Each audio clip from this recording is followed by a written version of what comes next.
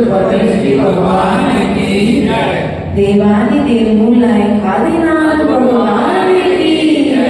शासन नायक भगवान महावीर स्वामी की जय। आचार्य भगवत कुंद कुंद देव की जय। आचार्य भगवत रत्नाकर सूर्य जी महाराज की जय। आचार्य भगवत विराट सागर जी विशुद्ध सागर जी महाराज की जय। मम दीक्षा शिक्षा दाता संयम प्रेम प्रदाता गुरुदेव विभव सागर जी महाराज की जय। परम मंत्री 105 का श्री सिद्ध श्री माता की जय। उच्चारी का संग की जय। खड़ी प्रिय आत्मा भव में भाई गई भावनाओं का पुण्योदय जब एक साथ उदय में आता है तब कहीं जाकर के यह भव्य जीव जिनवाणी को सुन पाता है। और जब सहस्रों जन्मों का पुनः उदय में आता है तब वही व्यक्ति अपने मुख से जिनवाणी को बोल पाता है। इसलिए प्रिय बंधुओं, कभी भी जिनवाणी बोलने का और जिनवाणी सुनने का सौभाग्य मिले तो कभी छोड़ना मत, क्योंकि आचार्य गुरुदेव कहते थे जो कार्य हमारे प्रभु ने समूह शरण में बैठ करके किया वह कार्य आज हमें इस पंचम काल में करने का सौभाग्य मिल रहा है। अर्थात प्रवचन करना भगवान का कार्य है। किसका काम है?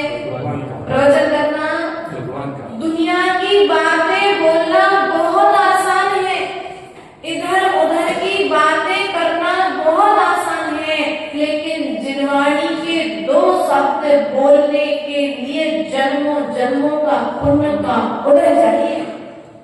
आप देखते हो शाम की संध्याकालीन वेला में जब प्रश्न आप लोगों से कहा जाता है कि आज के प्रवचन से 5 प्रश्न करना है, और 200 लोगों में से 5 व्यक्ति 6 व्यक्ति प्रश्न, अर्थात जिनवाणी को सुनकर के जिनवाणी को ही तो पूछना है। उसमें भी हम बोलने से डरते हैं। अर्थात अभी तुमने अनादिकाल से भी कथाओं को अपने मुख से निकाला है, इसलिए तुम्हारे मुख से जिनवाणी नहीं निकल रही है।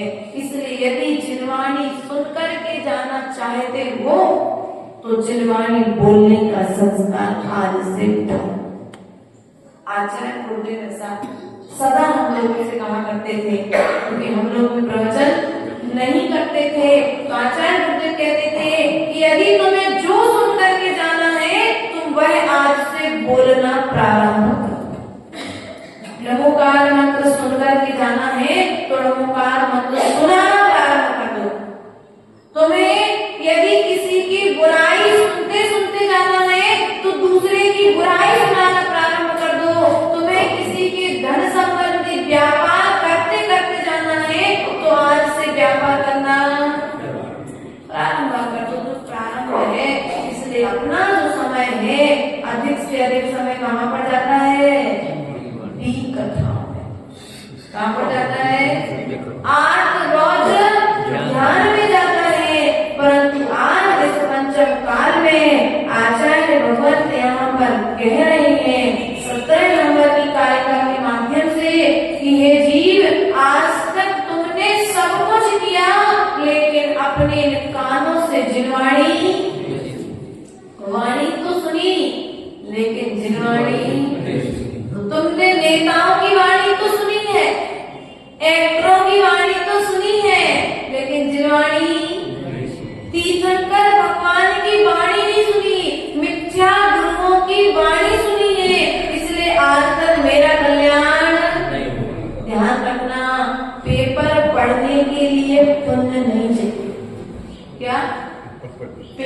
पढ़ने के लिए पुण्य नहीं चाहिए, जिनवाणी का एक पेज पलटने के लिए पुण्य की आवश्यकता होती है।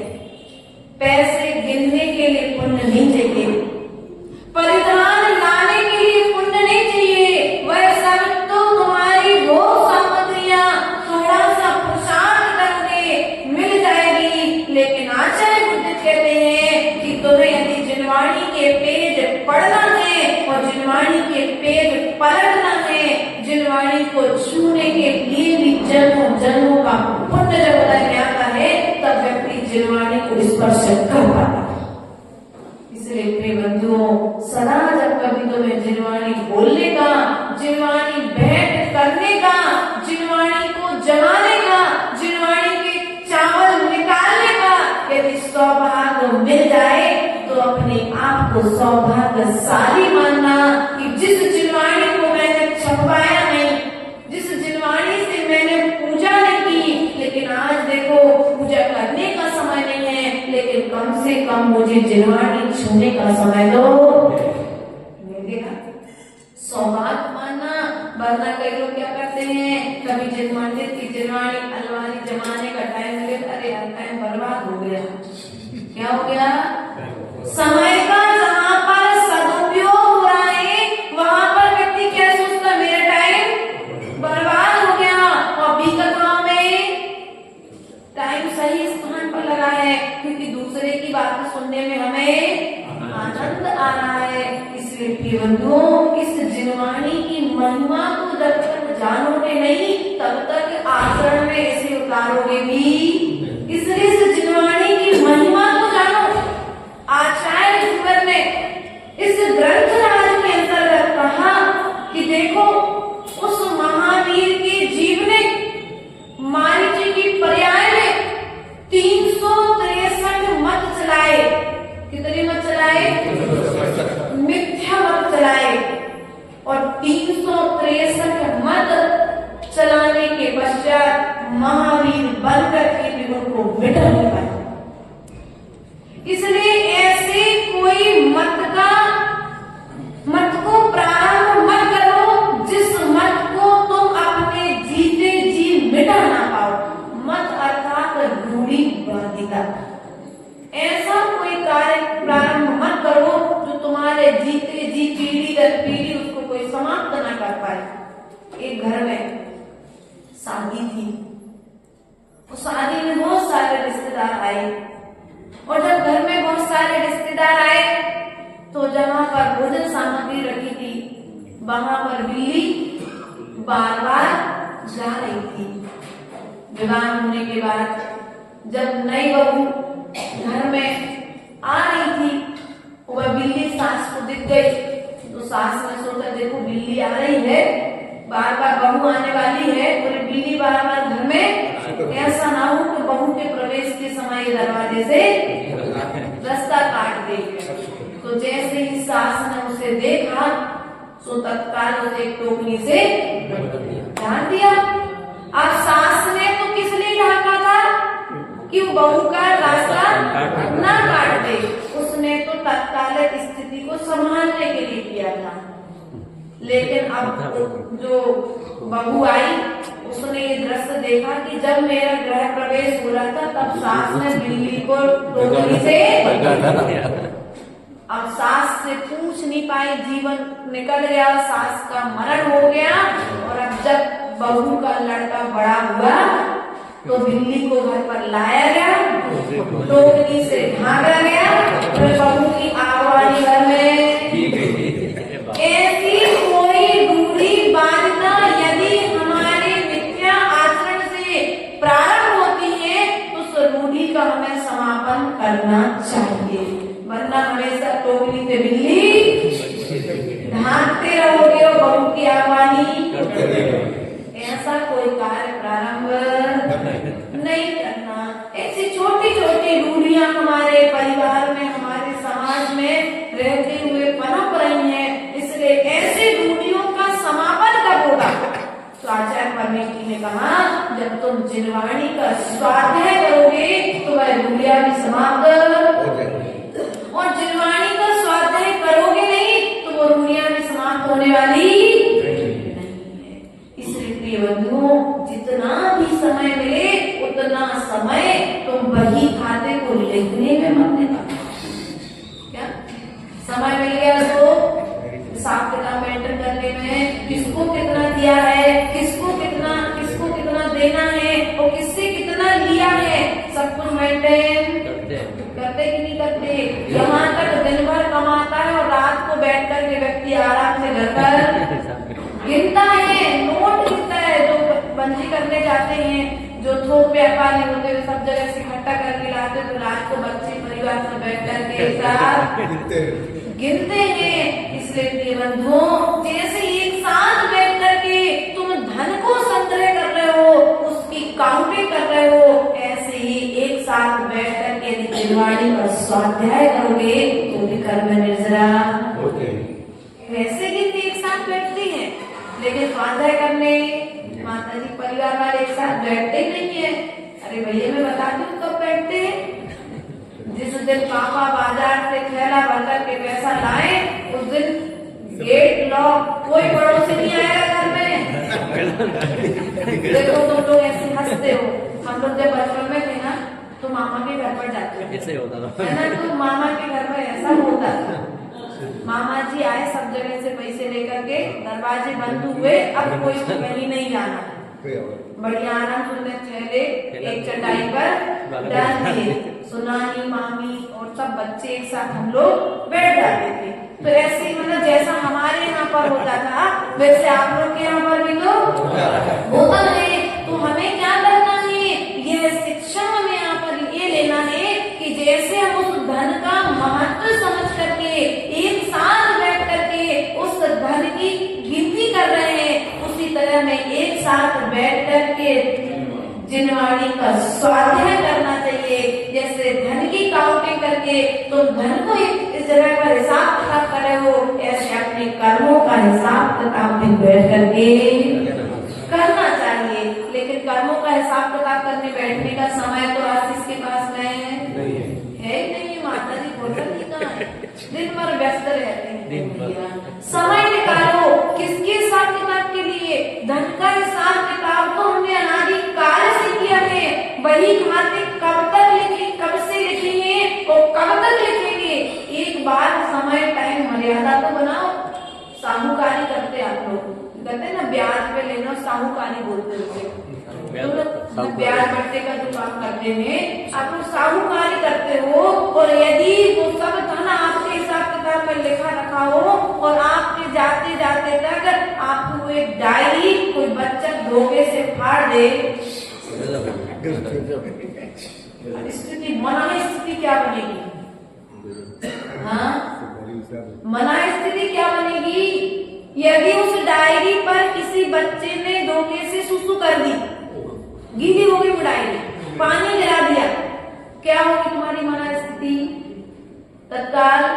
और यदि उसी जगह पर जिनवाणी हो, कोई बात नहीं, जोड़ दी।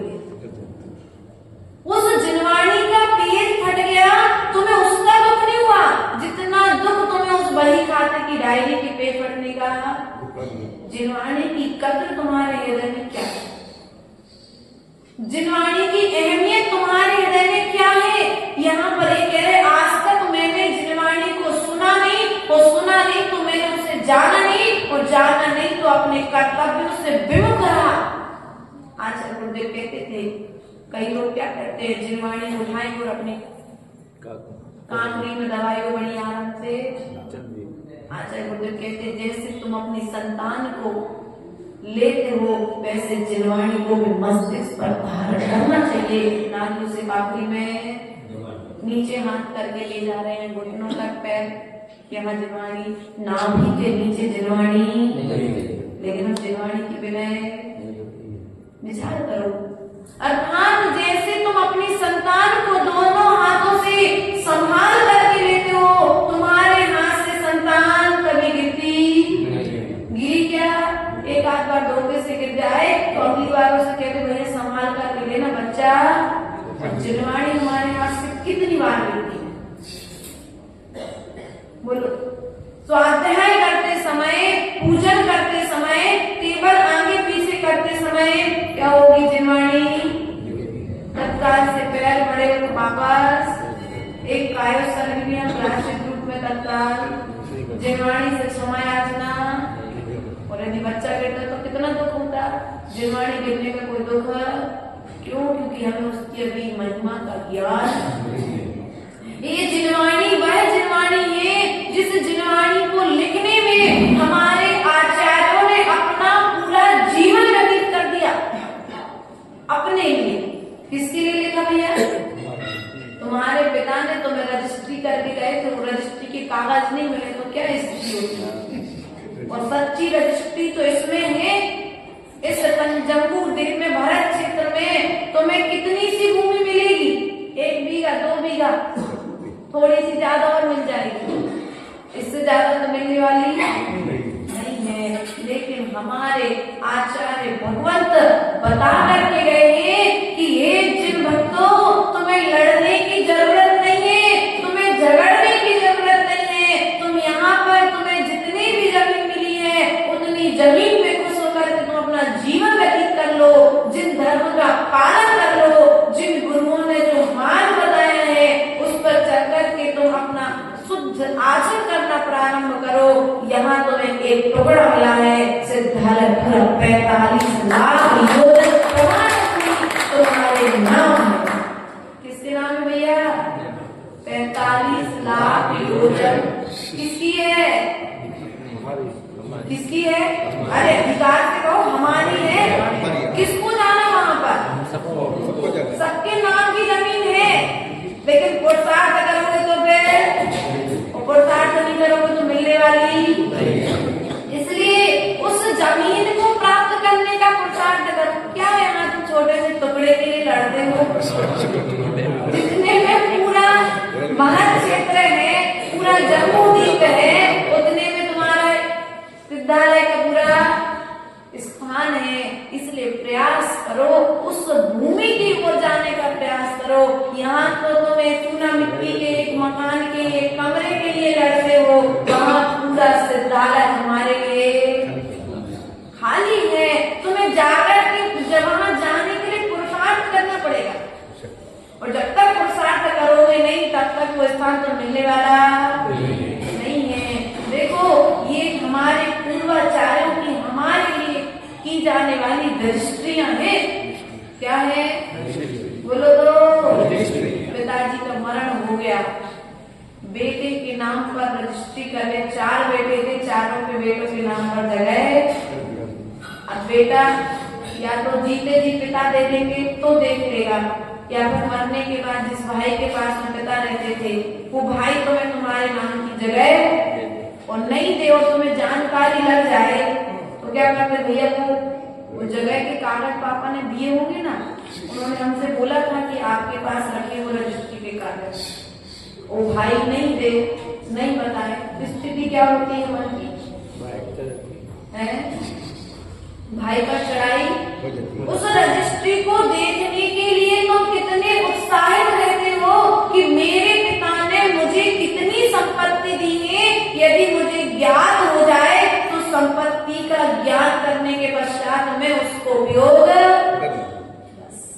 ये जो संपत्ति है ना, ये हमारे पूर्वाचार्यों की हमारे लिए की गई रजिस्ट्रियां हैं। इसलिए ये तुम्हें बता रही है कि ये जीव तू कहाँ कहाँ पर रह करके आया है और कहाँ कहाँ तक जा सकता है, तुम्हारा निवास कहाँ कहाँ पर हो चुका है और तू वर्तमान काल में कहाँ कहाँ तक निवास कर सकता है। ये रजिस्ट्रियां हैं, लेकिन हमें अपने निवास स्थान देखने की भी पड़ता है। वो तो मनुष्य पर्याय में चूना मिट्टी का मकान माता पिता ने दिया है, वो निवास स्थान देखने के अलावा हमारे फुर्सत नहीं जाने की। इसलिए प्रिय बंधुओं, ये शाश्वत स्थान तुम्हें बता रही है कि मनुष्य पर्याय से तुम मरण करके स्वर्ग जाओगे। कहाँ जाओगे? बोलो तो। जाना है सबको, स्वर्ग जाओगे। स्वर्ग में क्या क्या मिलेगा? तो भैया उन्होंने बता दिया, मरते में 32 रानी स्थायी रूप से तुम्हारे इंतजार में। यहाँ एक नहीं मिल रही, वहाँ 32 मिलेंगी। इसलिए क्या करो, यहाँ पर क्या करो, यहाँ पर यदि अच्छे से धर्म करोगे तो वहां पर तुम्हें धर्म का फल। आज व्यक्ति धर्म का फल चाहता है, लेकिन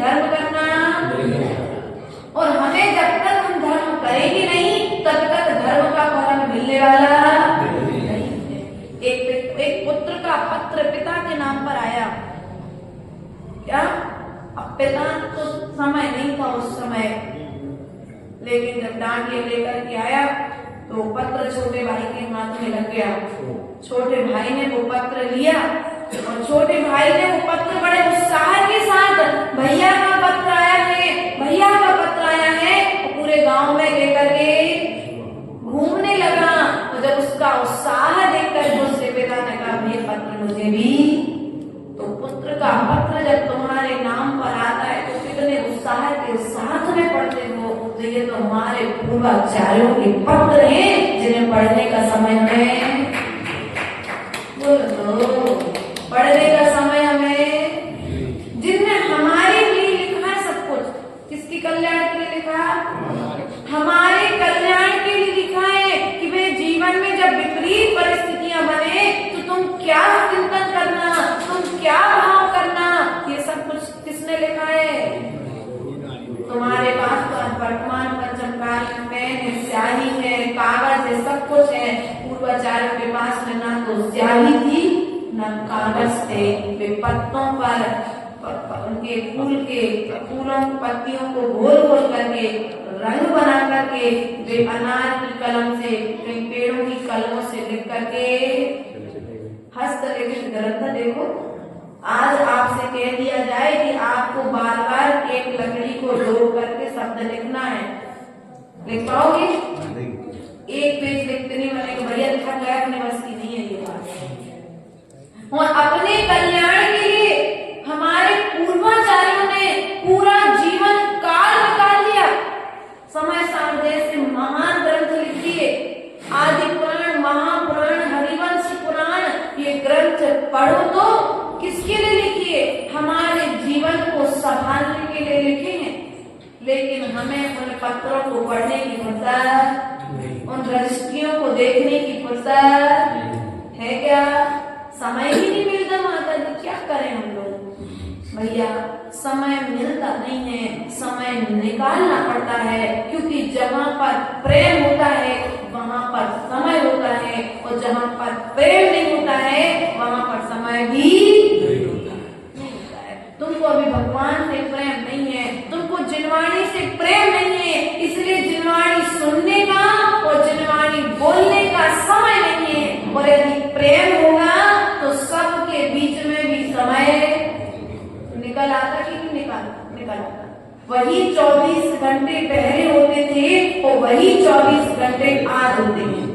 काल भले ही बदल गया भैया, लेकिन सूरज की गति, सूरज तो अपनी गति से ही चलता है। जो 24 घंटे, जो दिन रात का समय भरत चक्रवर्ती के समय में था, वही दिन रात का समय हमारे पंचम काल में है। लेकिन बदला कौन है? हमारा परिणाम बदला है। इसलिए कहा है ना, देख तेरे संसार की हालत क्या हो गई भगवान, कितना बदल गया इंसान। ये है गाना भले कहीं का भी, लेकिन आध्यात्मिकता को देता है। इसलिए प्रिय बंधु, कहने का तात्पर्य हमारा ये है, मूल अपन को तो मूल बात समझना है। शब्द कहीं के भी हो, सूरज न बदला, चांद न बदला, ना बदला आसमान, कितना बदल गया इंसान, कितना बदल गया इंसान। इंसान बदला है, समय, इंसान का भाव बदला है, समय। इसलिए प्रिय बंधुओं, इस बदलते हुए समय में हमें अपने परिणामों को संभालने का पुरुषार्थ करना है, क्योंकि परिणाम समझ गए तो जीवन समझ जाएगा, और परिणाम बिगड़ गए तो पूरा जीवन बिगड़ जाएगा। इसलिए प्रतिपल पुरुषार्थ करो। हम पुत्र को संभालने का प्रयास कर रहे हैं, पत्नी को संभालने का प्रयास कर रहे हैं, लेकिन एक बात ध्यान रखना, पुत्र को जब तक तुम संभालोगे तब तक ठीक है, लेकिन उसके भी तो स्वयं का पुण्य पाप कर्म का उदय होगा कि नहीं होगा। लेकिन उसको संभालते कहीं तो अपने परिणाम मत बिगाड़ लेना। यदि तुम्हारे परिणाम बिगड़ गए तो पुत्र पुत्री तुम्हारे किए हुए कर्मों का फल तुम्हारे साथ भोगने जाने वाली। ये जिनवाणी माँ हमसे यहीं पर आकर के कह रही है 17 नंबर तालिका में, आचार्य भगवान क्या कहना चाहते हैं, इस बात को हम समझने का प्रयास और पुरुषार्थ करेंगे। नात्माना पुण्यं न भवो न पापं मया विदाना कटुगीरपीयम् आधीरे कर्मे कैके विलाके परिस्फुटे सत्यपदेवेदिक्मा। अर्थात अब पुण्य को भव आत्मे को मैंने कभी माना नहीं। हाँ आप आगे हैं खड़े दीननाथ से यद्यपि यही तो भी खलोगे बाकियों को मैंने सुन कानों व्यथा। धिक्कार मुझको हो गया मम जन्म ही मानो व्यथा।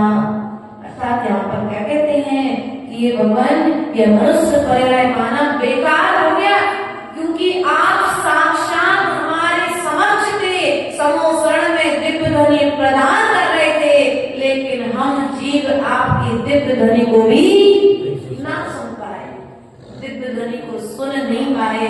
तो कम से कम आप पढ़ने की फुर्सत तो कम से कम 24 घंटे में एक पेज स्वाध्याय निरंतर होना चाहिए, ज्यादा नहीं, एक पेज।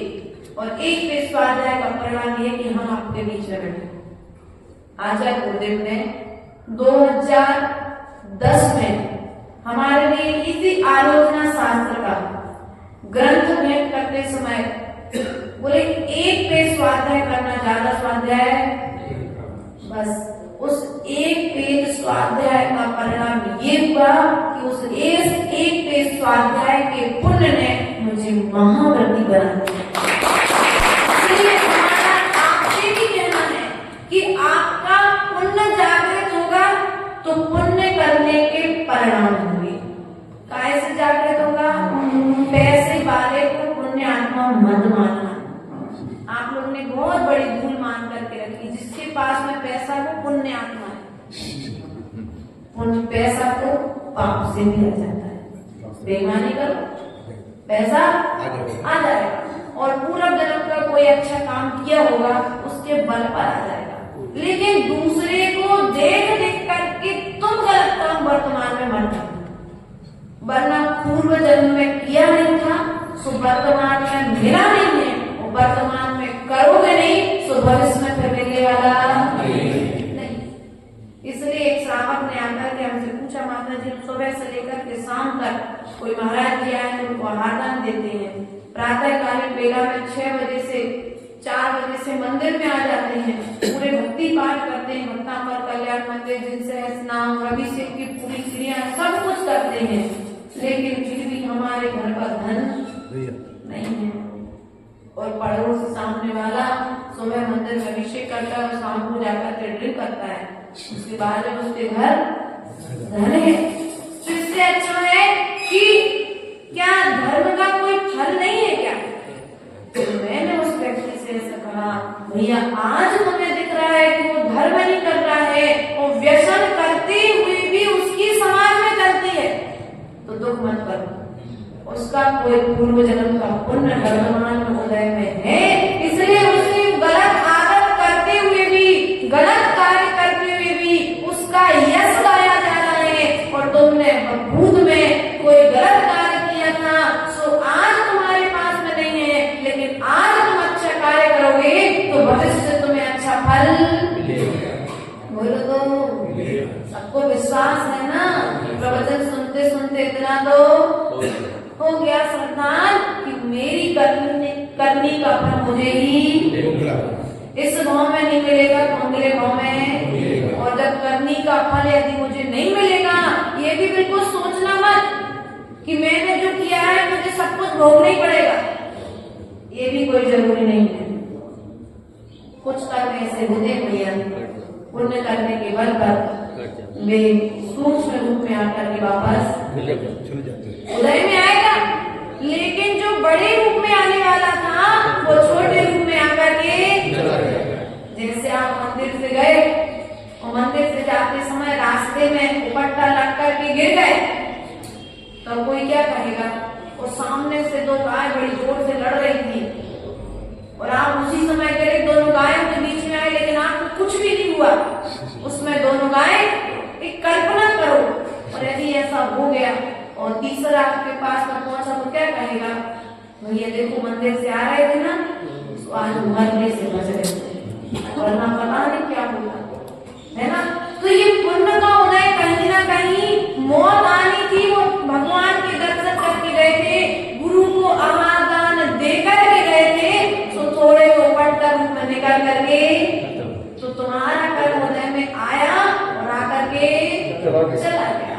तुम्हारा आयु कर्म, इसलिए प्रतिफल पुण्य करते रहो। पता नहीं किसके जीवन में कौन सी घड़ी में कौन सा समय अंतिम होगा।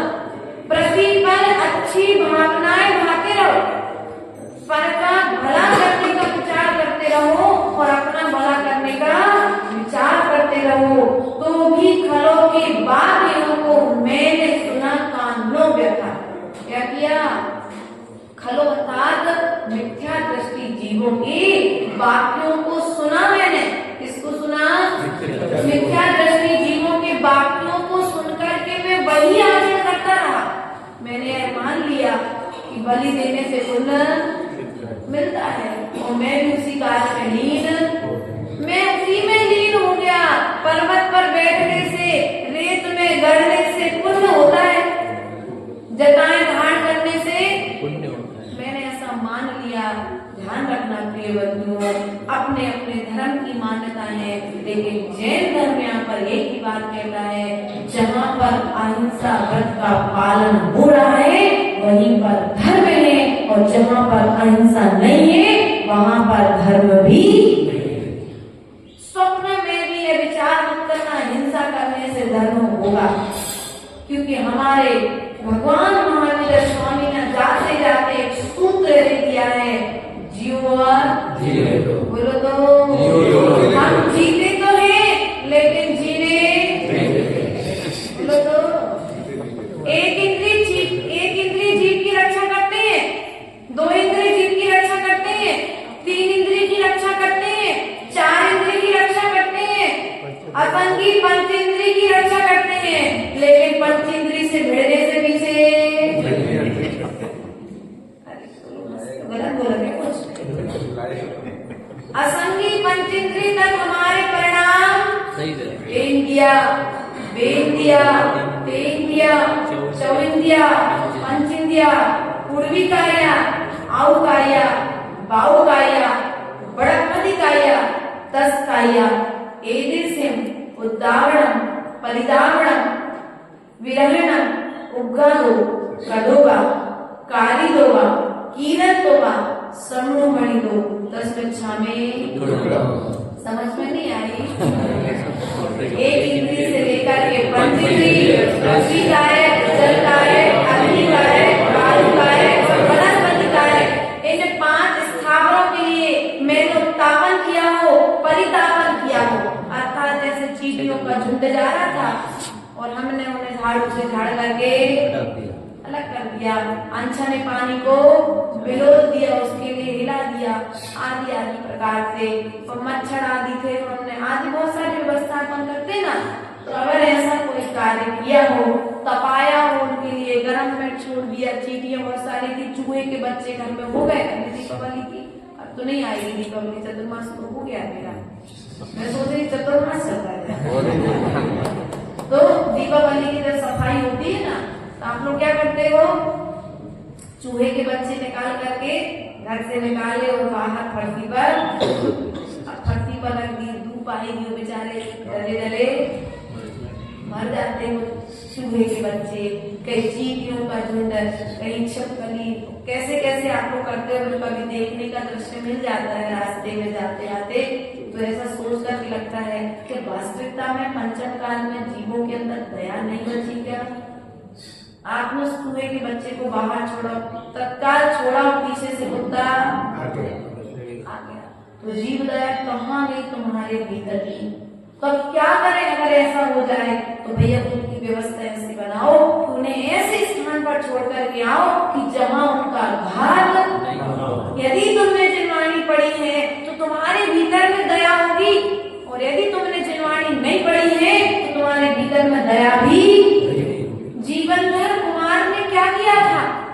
एक हंस के बच्चे को थोड़े समय के लिए उसकी माँ से वियोग कराया था। जीवनभर कुमार का नाम सुना, जो भगवान बना है, चला गया मोक्ष। लेकिन उस जीव ने, उस मोक्षगामी जीव ने भी एक पाप किया। हंस और हंसनी का बच्चा देख करके उसे खिलाने के लिए थोड़ी देर के लिए अपने पास लेकर के आ गया। उतने बिछोड़ में उसकी माँ को बहुत संताप हुआ। उसके प्रभाव से उसे भी अपनी माँ से अलग शमशान घाट भूमि में उसका जन्म हुआ, और जन्म होने के पश्चात में उसका पालन सेठ के घर पर हुआ है। उसे अपनी सही माँ से मिलने का मौका बहुत समय बाद मिला। इसलिए आप लोग से भी कहना है, यदि चूहे का बच्चा है, कोई पक्षी का बच्चा है, कोई जानवर का बच्चा है, अभी बिल्लियां अपने बच्चों को जन्म दे रही हैं, तो ऐसा नहीं कि तुम्हें अच्छी लगी तो 3 में से 1 बचा लिया अपने खिलाने को। ऐसा नहीं करना। यदि तुम किसी जीव को अलग करते हो तो तुम्हें भी अलग इस में नहीं, क्योंकि अभी तुम सबल हो तो कुछ नहीं है, लेकिन अगले जन्म में कहीं ना कहीं जब निर्भर करोगे तो तुम्हें भी उस दुख को। हम क्या कर रहे हैं? तोता अच्छा लगा सो पिंजरे में ला करके घर में रख दिया, कुत्ता अच्छा लगा तो बढ़िया खरीद के ला के रख अपने घर में पाल लिए, बिल्ली अच्छी लगी तो बिल्ली पाल ली, चूहे पाल लिए, कबूतर आदि आदि अपन व्यवस्थाएं देखते हैं क्या आप लोग करते हैं। एक बात वो बात अलग है कि जीव दया पालना। जीव दया कोई घात हो रहा है, जीवनभर कुमार ने भी वो कुत्ता मरणासन अवस्था में था, उसका औषधि करी, उसे नमोकार मंत्र सुनाया और उसका इलाज भी। कोई घायल कबूतर है, उसका ट्रीटमेंट कराना बात अलग है, उसका जीवन बचाना बात अलग है, लेकिन उसे अपने शौक के लिए, अपनी इच्छाओं की पूर्ति के लिए, अपनी इंद्रिय के लिए, अपना एक स्टेटस बनाने के लिए घर में कुत्ता पालना, बिल्ली पालना, कबूतर पालना। और तो और एक बात और अभी हमको साल भर पहले मालूम पड़ी, मछली पालने से धन बढ़ता है। आजकल वो कांच में दुकान पर, सोने चांदी वालों की दुकान पर मिलता है। अपने यहाँ है कि नहीं है तो नहीं पता, लेकिन हम महाराष्ट्र में थे तो हम लोग रोज जंगल जाते थे, बहुत सुंदर सुंदर मछली जिनके कांच के बॉक्स में पड़ी रोज देखते थे। तो मैंने एक दिन पूछ लिया, जो बच्चे साथ में जाते थे, बेटा ये ऐसा क्यों करते हैं? बोले माता जी इनकी पूरी सुरक्षा रखती है, मरती नहीं है इनके पास में, इनकी पूरा जो जो उनको लगती है व्यवस्थित रखते हैं। लेकिन ऐसी मान्यता है कि मछली पालन करने से क्या होता है? धन बढ़ता है। उस दुकान पर सामने में रख दिया, ग्राहक की दृष्टि मछली पर पड़ेगी, वो मछली से आकर्षित होकर तुम्हारे यहाँ से सोना चांदी खरीद के ले ऐसा लोगों की मान्यता है। भैया ऐसा नहीं करना है। अपनी इच्छाओं की पूर्ति के लिए ये मिथ्या मान्यता है। जैसे हमने कहा था ना, बिल्ली को पकड़ के टोकरी से ढक दिया, ऐसी मान्यता है कि कुत्ता पालने से, बिल्ली पालने से, तोता रखने से और तो बंदर आदि जो जो रखते हैं, ऐसा नहीं करना, क्योंकि वो भी त्रियंश गति के जीव हैं। जैसे तुम स्वतंत्र रहना चाहते हो, वे भी स्वतंत्र रहना। उनके यदि आकाश उड़ने का गुण है तो वे आकाश में उड़ेंगे। ध्यान रखना, कौवा में और तोते में एक बहुत बड़ा अंतर होता है। और शायद आप लोग किस कैटेगरी के हैं तो देख लेना। जब तोते को सोने की कटोरी में, तोते को सोने की कटोरी में दूध भात यदि पिंजरे के भीतर रख दिया जाए तो तोता खा लेता है। और तब वह भीतर विचार करता है कि कब इस मालिक का हाथ हटे, इस पिंजरा खुले, अर्थात दृष्टि हटे, पिंजरा खुले और मैं बाहर। ये किसकी दृष्टि होती है? तोते की दृष्टि। वो पिंजरे में रहता है, लेकिन पिंजरे में रहते हुए पिंजरे से बाहर निकलने की कोशिश करता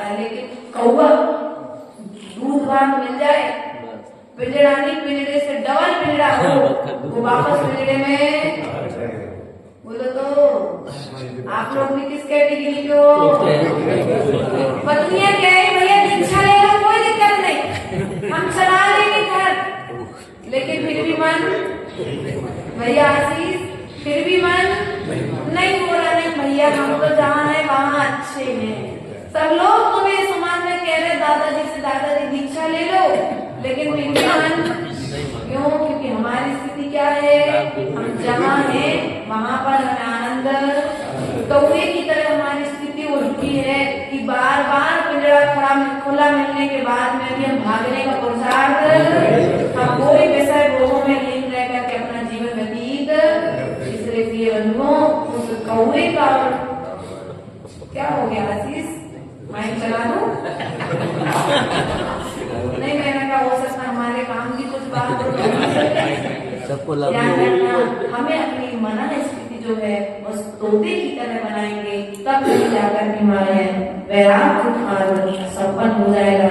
वरना जिनवाणी को पाना, देव शास्त्र गुरु की शरण रहना, सब कुछ बेकार हो जाएगा। इन्हीं भावनाओं के साथ परम पूज्य सद्गुरु विभव सागर मानव मंदिर सिद्ध श्री